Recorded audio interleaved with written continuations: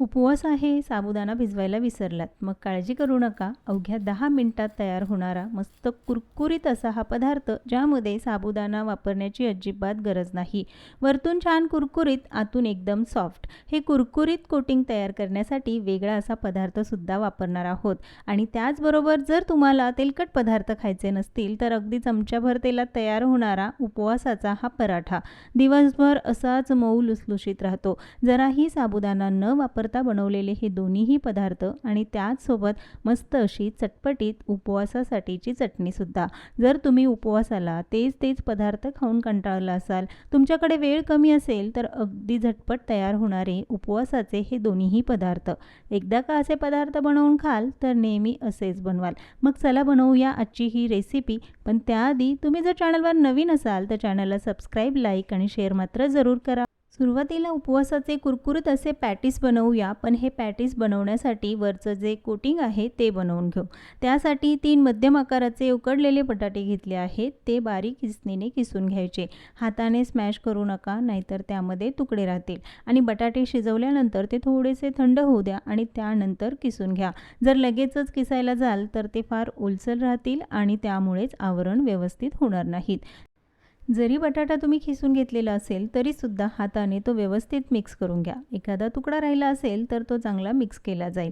आता लगेचच यामध्ये आपल्याला पीठ घालायचं आहे. पण इथे मी साबुदाणा न वापरता राजगिऱ्याचं पीठ वापरलं आणि हे घरी तयार केलेलंच पीठ आहे. यामध्ये 3 मोठे चमचे मी राजगिऱ्याचं पीठ घालून घेतलं. राजगिरा थोडासा भाजून मिक्सरवरनं किंवा गिरणीवरून दळून आणलं की पीठ तयार होतं.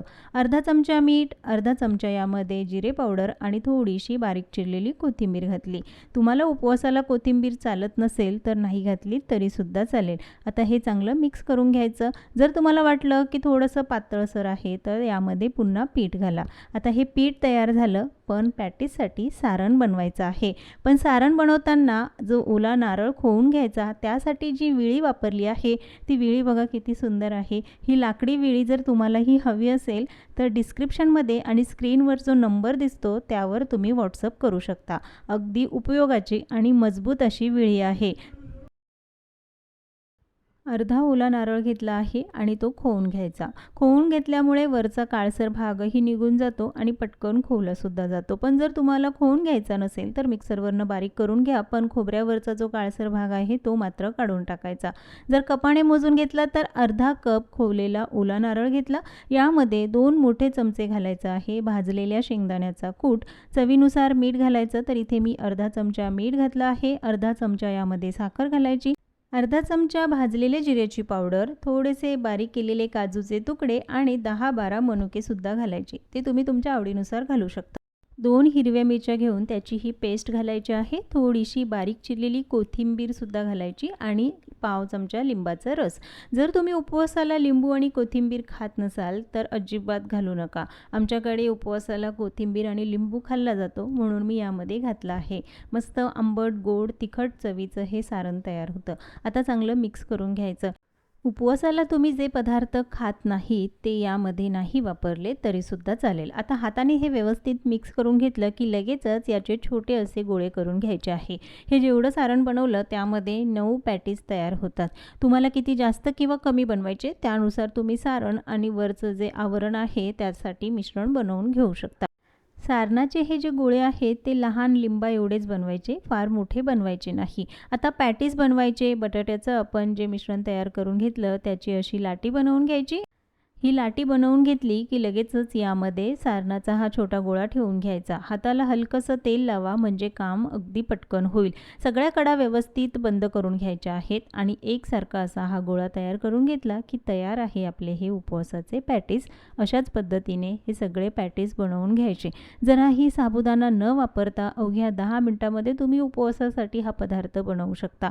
खायला तर अप्रतिम लागतो. साबुदाणा वडा खाऊन जर कंटाळा आला असेल, तर हे पॅटीस नक्की ट्राय करा. पण ते छान कुरकुरीत व्हावे, यासाठी वरचं जे कोटिंग बनवायचं आहे, त्यासाठी वाळवणामध्ये आपण जे काही उपवासाचे पदार्थ बनवतो ते वापरायचे. इथे मी उपवासाचे सांडगे घेतले आहेत. ते मिक्सरवरनं फिरवून घ्यायचे आणि त्याची ही पावडर तयार झाली आहे. हीच पावडर आपण कोटिंगसाठी वापरणार आहोत.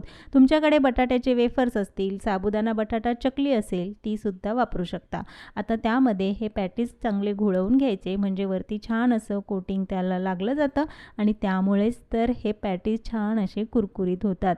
वरती जे कोटिंग लावलं आहे त्यामुळेच हे पॅटीस छान कुरकुरीत तर होतात, पण खायलाही चविष्ट लागतात. असे पॅटीस तयार करून तुम्ही फ्रीझरमध्ये ठेवून सुद्धा जेव्हा हवे तेव्हा तळून खाऊ शकता. पण तळताना तेल चांगलं कडकडीत गरम करून घ्यायचं. गॅस मोठ्या आचेवर ठेवायचा आणि लगेचच त्यामध्ये पॅटीस तळायचे आहेत. मध्यम किंवा लहान आचेवर ठेवून किंवा कमी तेल गरम असेल तेव्हा जर पॅटीस तळाल तर त्यामुळे ते फुटू शकतात. म्हणूनच तेल चांगलं गरम करायचं. गॅस मोठ्या आचेवर ठेवून छान सोनेरी रंग येईपर्यंत आपल्याला हे पॅटीस तळून घ्यायचे आहेत. मस्त असे पॅटीस तयार झाले. तळायला फक्त 2 मिनिटं लागतात. बघता क्षणी खावासा वाटेल इतका चटपटीत, चटकदार आणि बनवायला एकदम सोपा असा उपवासाचा पदार्थ. प्रत्येक वेळेस काय ते साबुदाण्याचे वडे खायचे, कधीतरी असे उपवासासाठी वेगळे पदार्थ जरूर बनवा. उपवास करायलाही मजा येईल आणि खायलासुद्धा. तर थंड झाल्यानंतर सुद्धा हे पॅटीस जरासुद्धा नरम होत नाहीत, असेच कुरकुरीत राहतात, कारण त्यावर आपण हे कोटिंग लावलेलं आहे. जर कोटिंग नसतं तर उपवासाचे हे पॅटीस लगेचच नरम होतात. मस्त कुरकुरीत असे उपवासाचे पॅटीस तयार झाले, पण त्यासोबत चटणीसुद्धा बनवायची आहे. ही चटणी ही बनवायला तितकीच सोपी. यासाठी इथे मी अर्धा कप ओला नारळ घेतला. ओला नारळ घेऊन त्याचे हे बारीक काप करून घेतले आहेत. तर अर्धा कप ओला नारळ आहे. मिक्सरच्या भांड्यामध्ये घालून घेतलं की 3 ते 4 चमचे भाजलेल्या शेंगदाण्याचा कूट घालायचा किंवा मग पाव कप शेंगदाणे यामध्ये भाजून घालायचे. 1 चमचा जिरे पावडर, अर्धा चमचा साखर, पाव चमचा मीठ घालायचं. 2 हिरव्या मिरच्या घातल्या आहेत आणि थोडीशी कोथिंबीरसुद्धा घाला. यामध्ये मी पाव चमचा लिंबाचा रस वापरला. लिंबाचा रस वापरायचा नसेल तर तुम्ही 3 ते 4 चमचे दहीसुद्धा घालू शकता. लिंबाचा रस किंवा कोथिंबीर खात नसाल तर नाही घातली तरीसुद्धा चालेल. यामध्ये पाव कप पाणी घालायचं आणि मिक्सरवरनं अगदी बारीक अशी ही चटणी दळून घेतली की तयार आहे चटपटीत, आंबट, तिखट, गोड चवीची उपवासाची चटणी. जर उपवासाला तळलेला तेलकट पदार्थ खायचा नसेल तर 1 चमचा तेलात तयार होणारा, दिवसभर मऊसूत राहणारा हा उपवासाचा पराठा जरूर बनवा. त्यासाठी 4 मध्यम आकाराचे उकडलेले बटाटे घेतले आहेत आणि हे बटाटे किसूनच घ्यायचे. त्यासाठी किसणीचा जो बारीक आकार असतो त्यानेच किसायचे आहेत. जर मोठ्या किसणीने किसाल तर त्याचे तुकडे तसेच राहतील आणि मग पराठा व्यवस्थित लाटला जाणार नाही. तर हे सगळे बटाटे किसून घेतले. त्यानंतर यामध्ये चवीनुसार मीठ, म्हणजेच पाव चमचा मीठ घातलं आहे. 1 चमचा जिरे पावडर घातली.